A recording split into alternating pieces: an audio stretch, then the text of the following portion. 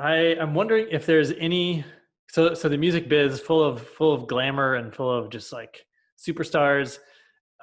Any particular vignettes or stories from the world of like the really cool parts of showbiz that you'd like to share?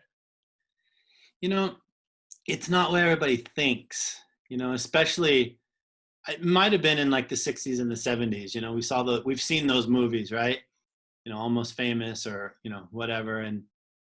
But what has really touched me is just acts of like humanity within, when I get the chance to be, I really like artists. Let me start with that. I really, really like artists. I think they're extremely sensitive people who are trying to share something. They're trying to receive love, and they have to work with these massive systems to do that, whether that system is a concert promoter or a music company or Twitter, whatever. But there's kind of this machine that you have to put your art into. Mm. And the courage that it takes for someone who opens their heart up and says, here's some music that expresses the pain I have inside. Now let me put it into this machine and pray to God that you guys all like it, because it's going to crush me if you don't. I have a giant soft spot. Like I want to Yeah. be part of that process. I want to help them. I love those people. So that's the first thing. So it tends to touch me as acts of humanity. Like I saw the first yoga in my life I saw was Chris Martin while I was on tour with Coldplay. He was also the first vegan I really knew and had my first kind of vegan meals, and that's touching to me. And when my mom was dying, the last trip we took as a family, we went down to Puerto Vallarta, and a friend of mine who's an artist named Alejandro Fernandez, like loaned us his plane, helped us find a house to stay in, and we go down there. And my other friend, Enrique Iglesias, who literally we started in the concert business on the same day together. And my mom knew me. No matter what job I had, she would tell people, oh, I think he's Enrique Iglesias' concert promoter. I think he does shows with Enrique Iglesias. No matter how big my job got, I was defined by this. And so Enrique finds out that I'm in Puerto Vallarta and he's in Puerto Vallarta. So he sends me a message. Hey, like, I heard you here. I'd like to come say hi to your mom. And I was like, that's so sweet, dude. Like, you don't have to do that. Don't worry about it. No, I want to. And then I kept trying to give him an out because I didn't want him to feel obligated to do it. Finally, he was just like, hey, I want to see your mom. And so like we met in like this crossroad, literally like this dirt road in the middle of the desert of Mexico. We're parked at like some little gas station. And I have this great picture of like Enrique with my mom. And my mom's like just tickled, and it's like that he did that. Those stories are the ones that like really like move me, like just this act of like humanity and caring about someone. That for me is like very touching. Mm. I hadn't really thought of how artists are sensitive people, but I see now that if they're like pulling this art from somewhere and through their own expression and their heart and stuff, so they're like perfectly tuned to be able to create and Yes. express this stuff. And then also thinking about like this machine that they have to put it into, which seems much more like sinister in a lot of ways. And well, I want to ask you, because I get this weird vibe sometimes. Like there's uh, the Grammys this year, I believe, had like weird like burning down of neighborhoods, Mm. and that ended up happening like with the civil unrest. And then this Uh-huh. the woman who won a bunch of Grammys. I'm trying to remember her name. Like she showed up before the pandemic, but wearing a mask, like Mm. sort of. And it's just these weird little things, and Yeah. then all the way going back to the Rolling Stones, where they're like the album, they're like Satanic Majesty.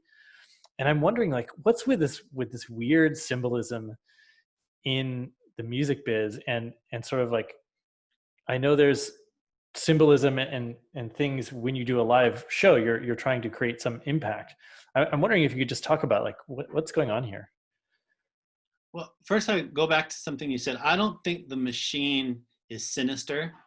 I actually think the machine is cold, Mm. and it's it but it's very necessary, because without it we don't have any of this music or TV, or like, and to do that you have to create a machine, right? Literally, like, you have to create a machine, and you have to get something that can take all of this chaotic art and figure out how to put it in pieces that you and I can then consume on some device in some way. So I see, like, like when I'm working as a manager or a consultant to an artist, I very much see my role as a bridge between two very necessary things. One, the art, the chaos of the art, and two, kind of the methodical moving of a machine. And both of those are necessary because they need each other, but they speak totally different languages. Like, Mm. they're not good for each other, and both of them will cause the other one to break down. And so you need people in the middle. And then I think, as far as the art goes, I think artists are really sensitive to what's going on. And I don't I don't mean like they see the future, but I think they feel it.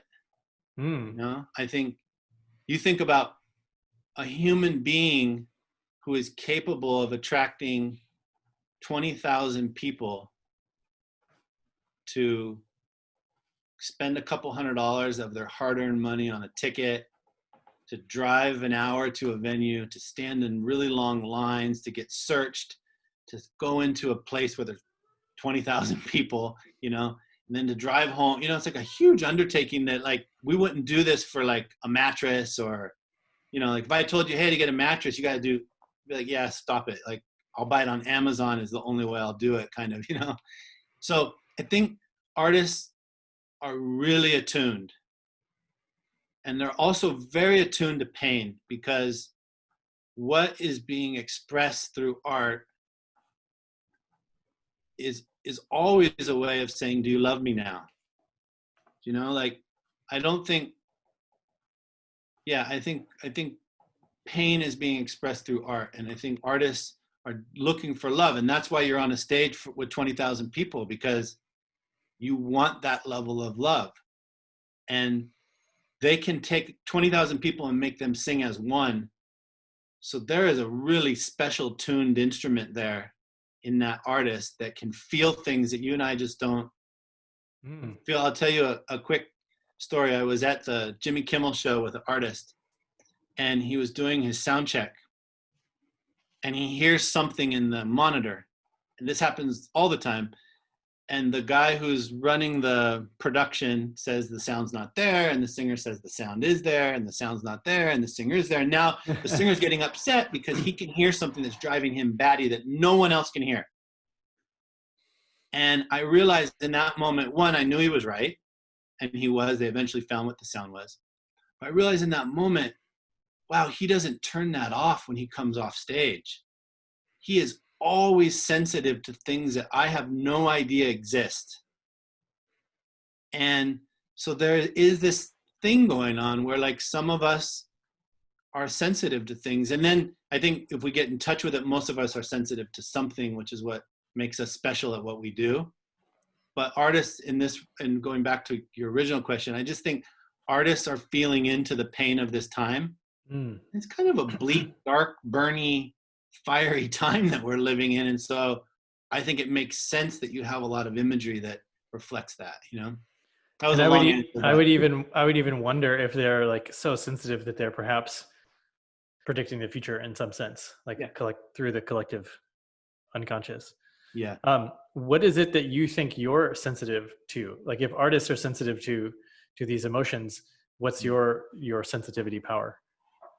I think that I'm sensitive to people's pain, and and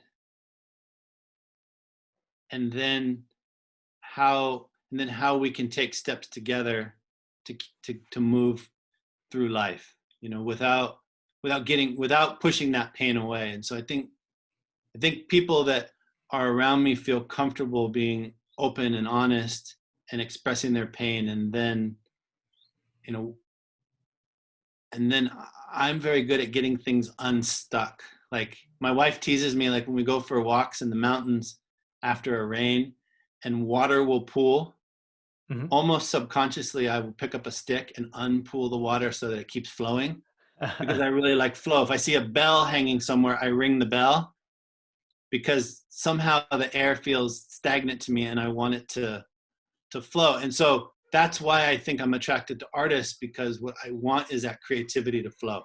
And what I help artists figure out, I think, is how their creativity can flow through this system while still honoring the art and their heart and spirit and all of this, you know?